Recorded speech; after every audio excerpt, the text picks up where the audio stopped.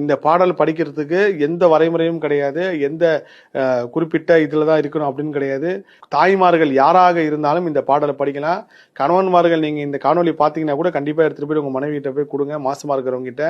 அப்பேற்பட்ட அற்புதமான பாடல்ல அந்த பிரசவம் நன்றாக அமைய, சுகப்பிரசவம் அமைய, எந்த பாதிப்பும் இல்லாம குழந்தை வந்து ஜனனமாகி இந்த உலகத்துக்கு வரணுன்றதுக்காக அன்னையனார் கொடுத்த அற்புதமான பாடல் தான். அந்த பாடலோட 4 வரிய நான் வந்து பதிவு செய்றேன்.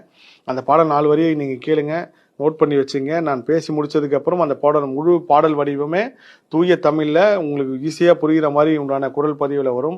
அதையும் பார்த்து வச்சுங்க. இப்ப நம்ம அந்த பாடலை பார்ப்போம். திமிர உததி எனைய நரக செனன மதலில் விடுவாயேல் செவிடு குருடு வடிவு நிறைவு சிறிது மிடியும் அணுகாதே அமரர் வடிவும் அதிக குளமும் அறிவு நிறையும் வரவேனின் அருளதருளி எனைய மனதோடு அடிமை கொளவும் வரவேணும் சமர முகவல் அசுரர் தமது தலைகள் உருள மிக வேணில் சலதி அலற நெடிய பதலை தகராயிலை விடுவோனே வெமர அணையின் இனிது துயிலும் விழிகள் நளினின் மருகோனே மிடரு கரியர் குமர பழனி விரவும் அமரர் பெருமாளே. பிரசவம் நன்றாக அமையவும் சுகப்பிரசவம் ஆக எந்த ஒரு பாதிப்பும் இல்லாம குழந்தை பிறக்க முதல் மாதத்திலிருந்து 10வது மாதம் வரைக்கும்